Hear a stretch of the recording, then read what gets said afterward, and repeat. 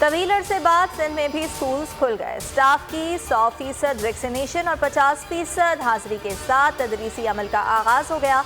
वालिदैन को भी वैक्सीनेशन सर्टिफिकेट जमा कराना होंगे। स्कूल, कॉलेजेस और जामियात में तालीमी अमल हफ्ते में 6 रोज जारी रहेगा।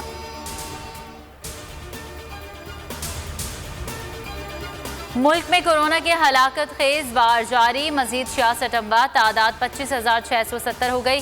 3,800 नए केसेस रिपोर्ट हुए। शरह 6.75% रही। कराची में 20 अमवात, शरह 10.2% रिकॉर्ड। इस्लामाबाद के मुख्तलिफ सेक्टर्स में स्मार्ट लॉकडाउन, 16 गलियां सील।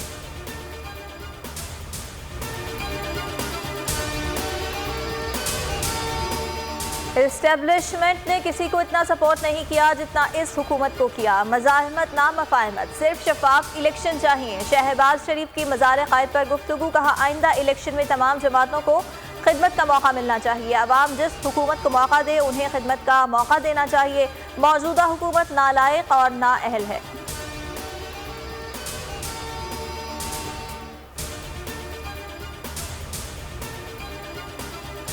नैब की सुप्रीम कोर्ट अहाते से मुलजिम की गिरफ्तारी। चीफ जस्टिस बरहम वजाहत के लिए तलब कर लिया। इन्वेस्टमेंट कंपनी के मालिक सैफुर रहमान को नैब टीम ने सुबह अदालत उज़्मा के अहाते से गिरफ्तार किया। नैब मुलजिम को अदालत में पेश होने से कैसे रोक सकता है? अहाता अदालत में दरअंदाजी क्यों की? अदालत में पेश होकर वजाहत दें। चीफ जस्टिस का हुक्म, सैफुर रहमान को अदालत पहुंचा दिया गया।